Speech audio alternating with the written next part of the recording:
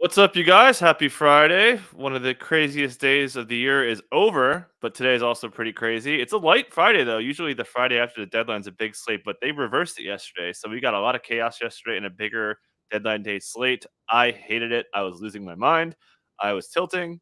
Couldn't sleep about things I was tilting. It's not feeling my best today, but hoping Justin Fan, who's also, we're both ready for the All Star break here, but ready to break it down. Fan, how's it going? Good, man. 7 more days until the break. At least we have this like looming cloud of the trade deadline out of our lives where I can go to sleep at midnight, not fearing for a Woj bomb to drop while I'm asleep. So that was great. Nothing like KD last year where it dropped at what like 2 hmm Eastern. I remember I was cooking food, cooking late dinner, and my entire dinner got burnt because Yep. I had to go jump on and get the trade out. But yeah, a lot to get to. We're gonna pay the price tomorrow with this big Yeah. slate with all these debuts. I'm good. We get a little bit of a breather today with the 6 game slate. Still plenty to dive into and dissect. So yeah, happy to be on and talk through this with you. Yeah, I burned my breakfast yesterday. I was trying to juggle doing minutes projections, updating depth charts, keeping an eye on news, reading some rumors. So it turns out doing all those things while cooking breakfast, I was Yeah. making just like chicken sausage and eggs, and did not go well. But yeah, so quite poor. So yeah, let's get that. Do you have any takes? Did you want to fly off from the deadline real quick about just overall thoughts yesterday? Pretty quiet. You just want to let the people Yeah, know pretty about quiet. Pretty surprised that a couple guys didn't get moved. hmm Tyus. Yeah, a couple others like Bruce yeah, Brown. Bruce Brown. I don't know what they're doing. Like Toronto always confounds me. Yeah. They were buyers at last year's deadline, dealing a first for Jakob Poeltl. They were buyers at this deadline, dealing a first for Olynyk and Abaji. I don't really get what Masai is doing over there. Just assembling and stashing Canadians apparently. But yeah, Yeah. I don't quite get it. I think he's kind of lost his fastball. But I thought Dallas a little overpaid for PJ Washington. Mhm. Um, yeah, some other deals out there too. We can kind of talk Yeah. about. I thought that it was good to get off Grant Williams. That was just a bad contract, and the old expression, putting good money after bad, and all that. So, yeah, Yeah, let's hop into it. Let's start with the Atlanta Hawks. Still gonna miss Capella. We got the probable on DeAndre Hunter Q tag for Dejounte after the trade rumors. We'll see if that's a fake Q. He's been listed with hamstring before. First time he's listed with back. We saw Bogdan really struggle, especially early, but they hung in there. Got a lot out of Sadiq Bey, especially early on. So he's been playing pretty well. Thoughts on DeJounte in this spot and his availability today? yeah. So Dejounte missed Wednesday's game. Obviously, we're a little skeptical here because that was the game Mhm. heading into the deadline. So maybe wanted to keep him healthy for a potential deal. Would guess he is back tonight. But not positive on that. With that back tightness, actually, he was listed questionable with that last Saturday, like 3 games ago, and he ended up playing. So it looks like he has been dealing with this back tightness for about a week now. So not totally fake. I don't think so. Probably, I would guess 65% that he goes today. But yeah, we've seen DeAndre Hunter pop up on the IR each of the last 3 games.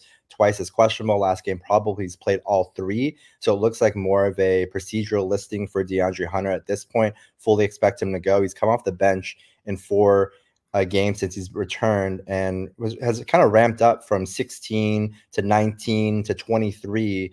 Last game, I think mid 20s is a reasonable expectation for him. If DeJounte ends up missing again, we've seen their coach really tighten the rotation in terms of concentrating the minutes on the starters. So the last 2 games that DeJounte has missed, the starters all played 35 plus minutes. And then the game before that, every starter outside Capella played 38 plus minutes. So if DeJounte ends up missing again, we're going to see big minutes for Okongwu, Bay, Jalen, Trey Young, and Bogdan Bogdanovich. Once again, he's not going to dig too deep in that bench. And we'll mention that Patty Mills got added midday as a questionable with an illness too. So that would be another guy in that rotation that might be unavailable. So yeah, that's all I got Yeah, for. they would throw in a little Trent Forrest if they miss Patty. But yeah, keep an eye on Dejounte. Obviously, huge spot for Trey. Philly can't defend, man. Like, they are getting killed on easy stuff. They gave up so many unguarded catch and shoot stuff to the Warriors. They were getting killed in spot up overall. Their transition defense is really falling off. This is like Hawks heaven for their offense. So I think the Hawks, and then with I guess we could transition to the Tyrese Maxey Q tag. When this news hit, and me and my 28 after gang, I saw he was scared. All right, betting Hawks minus 2.5 here, Yeah. and I don't know. We saw this listed before, and look, he played through it, and he looked terrible. This team's bad, man. Like, they can't win games right now. I don't know. I don't know what they're gonna do. I think the Hawks are playing pretty well. Sure, they lost that game against the Clippers, but I like how they're playing. Maxi Q, and we are, even with Maxi in, our projections are like loaded with Ricky Council, Travian Smith, all those guys. So this is about as bad as it gets. So we know we're gonna get like trading Springer. I don't know if you want to give some thoughts on that. I thought that was it. So I talked about this a lot yesterday. I had a major issue, but they traded like their best on-ball D guys. Yeah. Right after he clamped Steph too. Yeah, exactly. It was his best. I thought it was his best games he's ever played. Yeah. They traded him for like nothing, and I thought more was coming. So I don't know if you want to add anything there. And then who are you expecting to start? Mhm. Assuming, well, if Maxi's in, then we could talk. Mhm. So just assuming Maxi, we got Maxi, Kelly, Tobias, Paul Reed for sure. I think it Mhm. has to be KJ Martin. I don't know. Mhm. Yep. Thoughts on that, and then we could talk about the bench, which is quite bad. Yeah, so quick thoughts on Springer. I think the Springer trade clearly indicates that they have some sort of agreement in place with Kyle Lowry that they're going Mhm. to bring him on once he clears waivers. So I think that's pretty much opening a roster spot for him. I didn't like the value there. I thought Springer, agreed, he came off his best game. Steph was scoreless, I believe, in the first half or somewhere Yeah. around there. Springer did an amazing job on him. So yeah, didn't like the value there.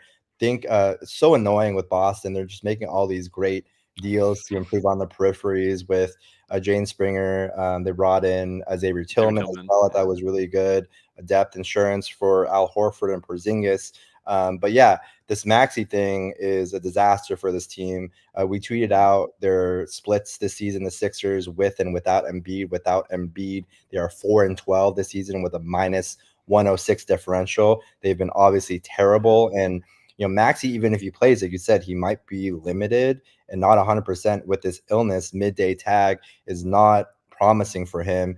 And they would be very, very thin if Maxi is unable to go. That would leave him with just 9 or 8 available players. In that case, they have 9 with Maxi right now. So yes, we are projecting Maxi, Oubre, KJ Martin, Tobias Harris, Paul Reed as the starters, and that bench would be Terquavian Smith, Ricky Council the fourth, Kenny Lofton Jr., and Mo Bamba. So Yep. this would shape up to be a decent amount of Terquavian Smith. If Maxi ends up missing, he is their only like true point guard or even guard at that, that can handle a little bit. Like Ricky Council is more like a 3-4. So and their bench would be pretty freaking big with Council, Lofton, and Mo Bamba, which means we have to start filling in a lot of backcourt minutes somehow if Maxi ends up missing. So really tough spot for the Sixers. They haven't scored more than 105 points in 4 of the last 6 games Embiid has missed.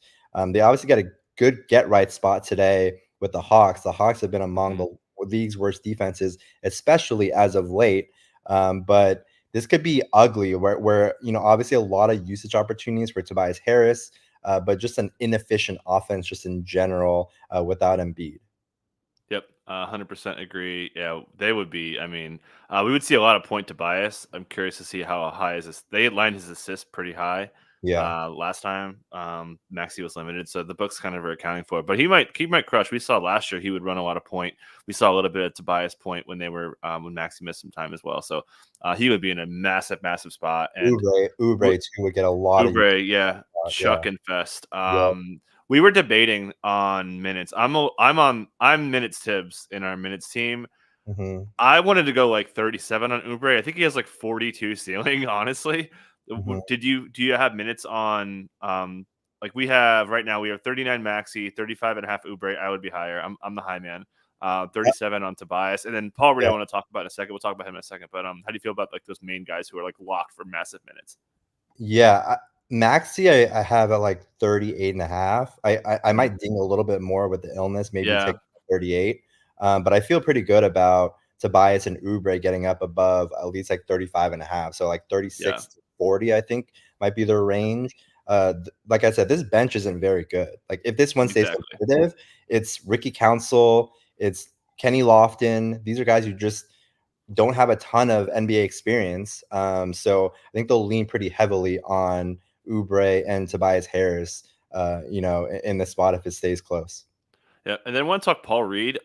He was trending for massive minutes. I think 19 first half, and then he even had a couple defensive mistakes and got yanked out of the game. And they went small and they put KG Martin in center. Um, I don't know, man. Like we have him at 31. He has I think 38 upside, but he also has like Yeah. 22 downside just because Yep. he's been so sporadic and all over the place. Where do you have him? And I mean, this matchup should be good. It should be great for him. I could see him crushing. Just want to get your quick thoughts on him. Yeah, I mean, he's shown this range as a starter since Embiid's Mhm. been out, right? It's nothing new. So I have him at 31.5 right now. But like I said, their depth is in their front court. So they have Kenny Lofton, Mo Bamba, and that bench the two of their four bench players are big. So they can Mhm. yank him if they need to. It's just you kind of ride the roller coaster a little bit with Paul Reed. Hope he gets there. But yeah, 31.5 for me right now. Yep. Okay, so we're on the same page there. Let's go to the next game and go to Houston and Toronto. Another game I want to bet, but I just hate betting teams at Toronto for the international travel factor. Houston still waiting on Tari Eason. I was reading an article from Jonathan Fagan last week that said that Tari is kind of on track to be back on the road trip. We've seen him be out, out, out. Just wanted to Mhm. note that there. So if he's on your season long, maybe scoop him now and stash him if he's out there. Fred VanVleet going to miss a few games. Udoka mentioned that they're more than comfortable running out Amen Thompson and Aaron Holiday to man those minutes. Pretty good minutes out of him. Jabari Smith needed a big minutes game, and he did. Played pretty well. They just didn't have it defensively, which really one of the most pissed off pressers I've seen from Emi Udoka last Yeah. game. But yeah, pretty good spot. The Raptors are way worse on the road defensively, but we've seen them give up some big numbers. Anything you wanted to note on the Rockets? Pretty straightforward here without Fran VanVleet. Yeah, 34 minutes for Amen Thompson. That spot start. I have him at 32 today, and 29% usage rate for Jalen Green without Fred VanVleet. He should get up a ton of shots today. Mhm. I think the Raptors have been one of the worst defenses in this calendar year, so a good spot for the Rockets to kind of Yep. get right. They've been sputtering a little bit just in general, but yeah, I like this spot for a lot of guys. Şengün should eat in this spot. Mhm. Şengün, Amen, and Jalen Green, probably my three that I'm looking at on this team. Yeah, nice to see Jabari get his minutes back, like I was saying. Yeah, Pirtle, he could rebound, but he gives it up down there to Yep. the other guys because he kind of overhelps sometimes. So definitely a pretty big Shagun spot. I was considering cover blowing him. Irvine? Cam Yeah, Whitmore's minutes aren't going away. yeah. Yeah, I think Amen Thompson's in a pretty good spot. He's gonna have a pretty soft matchup on him. My I like guy, my guy, Amen Thompson. Yep, There, yep. He's coming, man. It's funny how everyone thought Asar was the better player. Now yep, Amen, we're really seeing him play well here. So yeah, I like the spot for them. Going to the Raptors, we're still waiting on this news. yeah. If they're going to have anybody available. I just want to So, get what do you think of that trade? yeah. You kind of hinted at it, but yeah, go ahead on the Raptors here. I guess Masai, if I had a guess, was thinking that Agbaji, a 23-year-old Agbaji, is better than anything to get like in that 25 range in a weak draft in the Mhm. first round. So I guess that's what he's thinking. I don't really agree with it. Agbaji Yeah. is really really disappointed this year in Utah, so not a huge fan of him. But yeah, in terms of their debuts, we got some word on Olynyk and Agbaji. They're not expected to arrive until the mid-afternoon. They could technically be available today, but it's more likely Mhm. they're going to debut tomorrow. So I would expect those guys to debut tomorrow. It's a kind of a quick turnaround for them to arrive mid-afternoon and kind of be rush into game action. So right now, what we've seen so far with Darko, with Pirtle back, is that he's run like a 9-man rotation. So Mhm. I'm guessing those four bench guys are Bruce Brown, Grady Dick, Jordan Nwora, and either Chris Boucher or Jonte Porter. Either one of those guys, kind of depending on Jonte's availability, he's questionable. And that starting line would be quickly Trent Barrett, Scotty Barnes, and Jakob Pertl. So that's kind of all Mhm. I got when we're leaning towards not expecting Olynyk and Agbaji to make their Raptors debuts today. Yeah, we have them in for now. Just we're not like quite sure. The Raptors announced it like 18 minutes after the deadline hit, so they're gonna have more than 24 hours to clear them. So we have them in, but we're going to be ready to take him out pretty much. And we'll see if we get that news. We should get it pretty early with the Yeah. 7:30 start time there. So yeah, keep an eye on that. Matchup's not really good for IQ. I would expect him to get Dylan Brooks, and then Scotty Barnes will get Jabari. So yeah, it could be a sneaky RJ Barrett spot. Could be Pirtle, even though the Rockets rebound pretty well. It could be more of a half court game. The Rockets just take away all transition, so some bigs can kind of pile up just because they get a little more front court touches, and the game could kind of get slowed down there. Let's go to Charlotte. This is a mess. Yep. They waived all their guards, Mhm. basically. Still waiting for some pieces to come back here. This is bad. We've got a lot of leaky black, a lot of too much Cody. Big spread here. Yeah. What are we doing here? This is just what is it? What 17 spread or what is it? 14 and a half was it? I'm getting my big spreads mixed up. But yeah, what are we looking at here? Yeah. Obviously, it should be the same starting lineup with Cody, Miles, Brandon Miller's playing great. We talk about him, Leaky Black, Nick Richards, and then the bench is going to be pretty nasty. We have a lot of Nick Smith Jr. hmm the streets are saying that you're looking at spending all your fab on Trey Mann. That's what the Yeah, streets have been saying. But absolutely. they have 10 available, including Cody Martin tonight. Their bench would be Nick Smith Jr., Bryce McGowens, Nate Mensa, JT Thor, and they recalled Amari Bailey for depth. Mhm. None of their new guys made it to Milwaukee and will not debut tonight. Those guys include Grant Williams, Seth Curry, Micic, Trey Mann, and Davis Bertans. So yeah, 14-point spread against the Bucks, but the Bucks have been horrendous under Doc Rivers. We tweeted something out earlier about an hour ago about how bad they've been. So could be a spot where they could hang around, maybe cover backdoor. Wouldn't be surprising, but yeah, I think the concentration with these guys is on two players. It's continuing to be Miles Bridges and Brandon Miller. Massive minutes for these guys, 38 plus minutes for Miles Bridges in 6 of his last 7 games. 37 plus minutes for Brandon Miller in 5 of his last 7 games. The absolute floor for these guys in minutes is 32, where they've been in a crazy blowout. That's the lowest their minutes have gotten as of late. So, I mean, their range is like 32 to 42. So, yeah, I feel really good about those guys still against a Bucks defense that has been terrible under Doc Rivers. I don't think the Hornets want Cody Martin to play a ton here. He's been dealing with this Mhm. lingering knee issue. I think his cap is in that like 28 to 30 minute range. So we have him. I have him closer to like 26 and a half right now, just factoring in the blowout. And they do have like 10 available, including Nick Smith Jr. and McGowan's off the bench to kind of provide some minutes relief. So yeah, Cody Martin, we saw him at 28 last game, and that was competitive.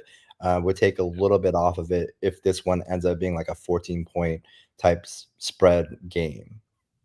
Yeah, we have him at 28 just because they got nobody. So a little bit of blowout there. But pretty crazy that Miles Bridges drops a career high 41 and then hits another 40 ball and hits 45. I wanted to look that up. How many times has a player like set a career high 40 ball and then done it again the next game?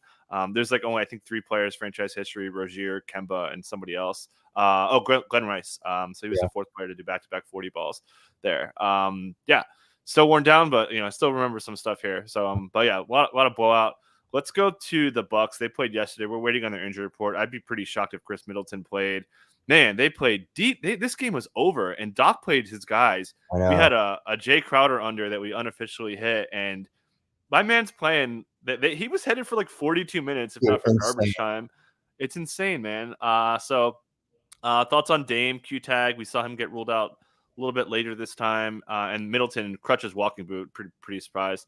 So, Yeah. anything you want to add on Dame and Middleton? I think Dame has a decent shot to go today. It is the Hornets, Mhm. so they could afford to just sit him out one more game. So I think he's probably true 50-50 for me in that respect. Jay Crowder, you mentioned 37 minutes in the first leg of a back-to-back in a blowout. No reason whatsoever. I wouldn't be surprised to see him pop up on the IR today in the second leg. Giannis will probably get his traditional probable tag as well. Like you said, we're still waiting on this IR from the Bucks. Yep. We'll probably get that in 8 minutes, so we could come back there. Yeah. Yeah, let's go to Denver really quick.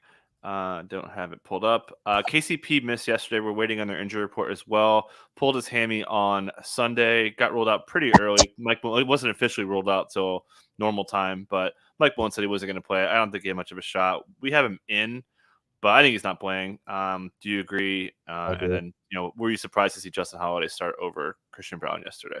No, we had Holiday in there. He's been DNP-CD out of the rotation, but I think they want to keep that second unit together. So it didn't surprise me to see him get the nominal spot start. Played 22 minutes, so I think it's about right. Saw a little bit more Reggie Jackson in that second unit. And given the comments from Malone, it was more like we're not going to take a chance. We want to play it safe. So secondly, back to back, I'd be highly questionable on KCP going in this spot, and would expect Justin Holiday to draw another nominal spot start. We'll note that Jamal Murray was grabbing his shoulder at points during yesterday's game, so we're keeping an eye on him if he ends up popping up on this IR too. Yep. So pretty good there. Nice win for them. Just kind of coast. Their defense has been a little bit better lately. Nuggets are kind of cruising here. So yeah, we can move on to the Kings side of this game. Can we tilt D'Angelo or no? Do you want to tilt the D'Angelo stuff? Because it broke me yesterday. Do you want anything you want? I can't believe that shit, man. Like sorry for cursing. Yeah. They list LeBron and Anthony Davis questionable when they know they're playing, and they don't list D'Angelo when he probably wasn't playing. Like, what are we even filing for injury reports for?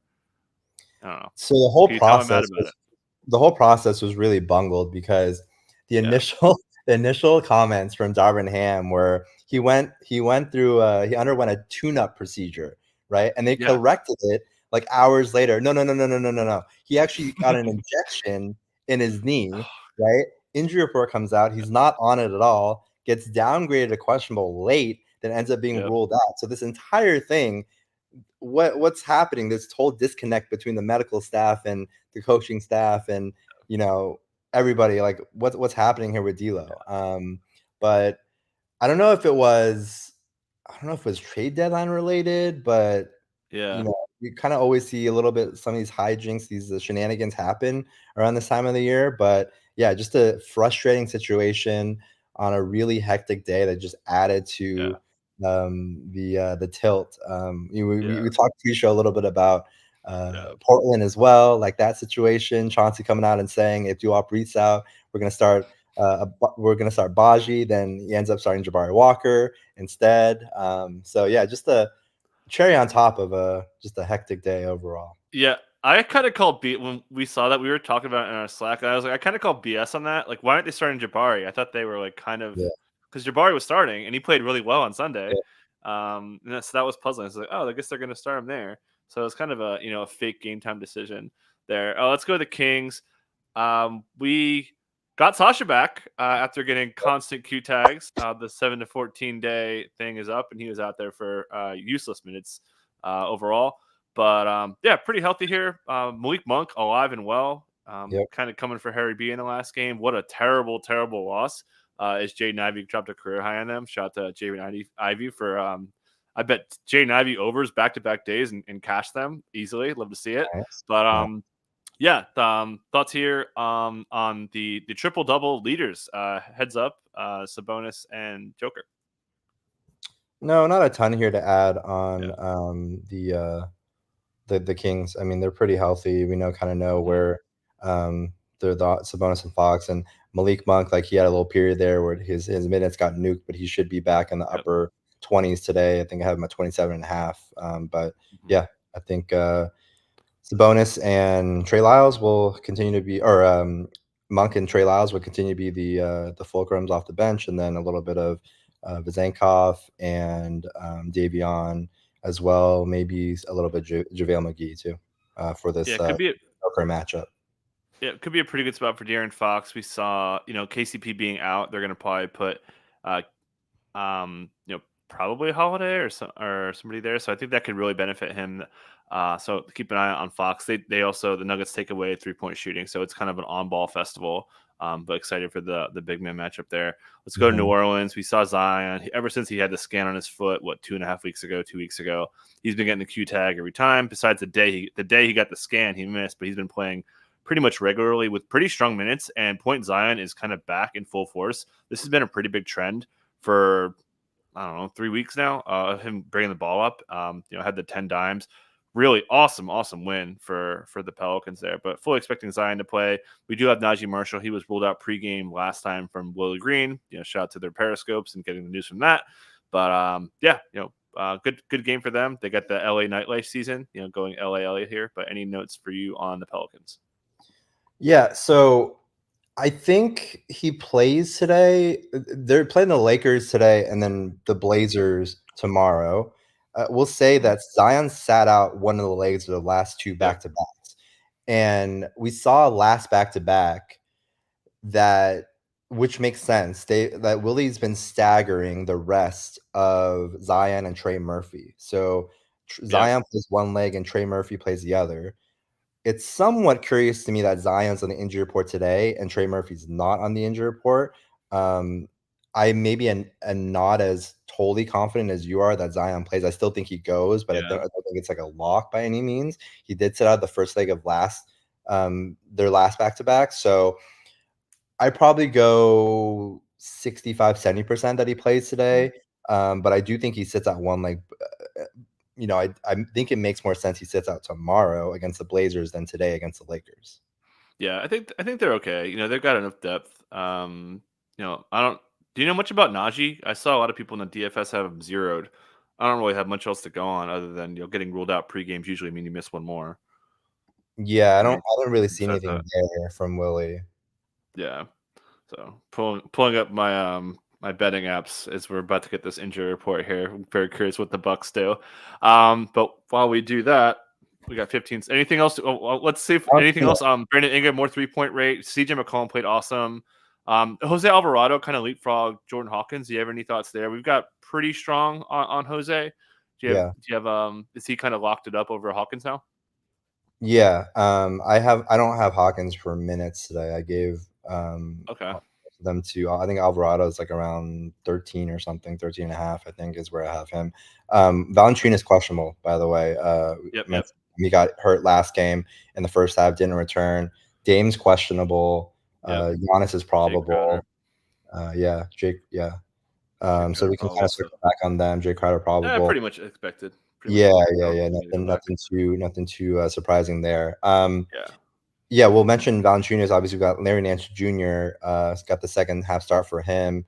If Val has to miss, he was limping pretty decently, after he suffered that injury. So it wouldn't surprise me if Val sits out here.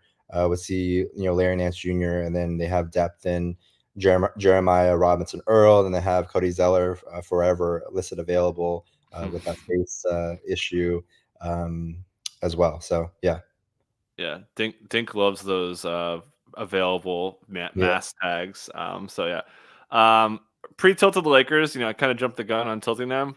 We kind of covered this. We're waiting on them here. We tilted the D'Angelo stuff. I don't know what to do with this. This is like so odd. We know we're gonna get the Q tags on these guys. Anything you want to add on the Lakers after their loss last night? I mean, AD got up to 38 minutes. LeBron played 35.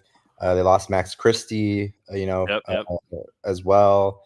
So they could be fairly thin. We can see Skylar Mays got in last night too for them to provide some depth. I mean, they're down some bodies here if D'Lo can't go again and Christie's out, right? And we saw a lot of Torian Prince. He'd have to fill in play, mid lower 30s in minutes, and they'd have to go to Skylar Mays and heavy minutes for Ruby as well. So this team can get pretty thin here, especially if D'Lo and Christie have to miss. Yep.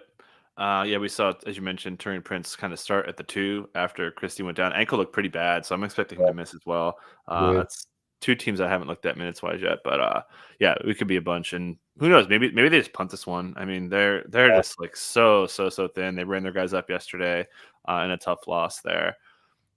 Are we gonna do this in like 30 minutes? Is this possible? Are we done? I would be appreciative of this. Let's do it. So anything you want to on Underdog? I'm excited to sweat my Gauntlet 2 team. Anything for you to promote? And I know Underdog obviously just crushing. Anything you want to promote for the peeps?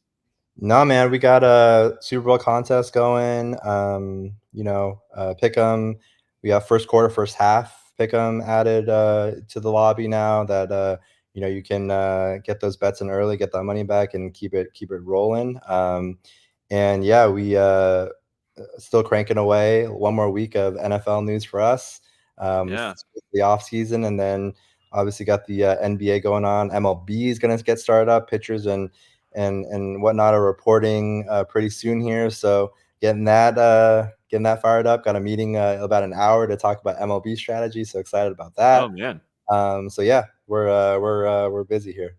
How do you do it? I am maxed out on NBA. I couldn't imagine doing other sports. Although I think I could maybe do football. I know football pretty well. Shout to me winning a couple of fantasy championships.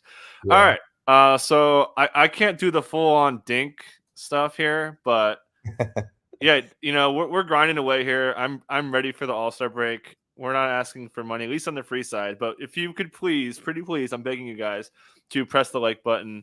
A lot of work goes into this for you guys. So we'd appreciate it if you smash it, tap it, anything you want to do. Grab your dog, put your dog's paw on there. Girlfriend, like, hey, can you do me a favor, honey? And then she could tell some friends, get some new people. Kind of Taylor Swifting it, right? Get some women in the streets. That'd be awesome. More of them. Shout out to the ladies. Holla at your boy. But yeah, also, so yeah, please do that. This is not the dink promo at all. This is good. Yeah, not at all. Yeah, I'm ready for the All-Star break, guys. But yeah, also, if you do want to give us some money, we would appreciate it. Check out the our stuff behind the paywall. Player props crushing. We had a nice 4-2 day yesterday. Shout out to Walker Kessler not doing anything after halftime. We've been crushing. We're just a tick under 130 units, so doing really well. Check us out there. Obviously, read the FAQ. And then, yeah, DFS, we're still going strong. Projections are on point there. So, yeah, appreciate everyone. You guys have a great weekend. We'll be back next week. Thanks, fan. You guys take care.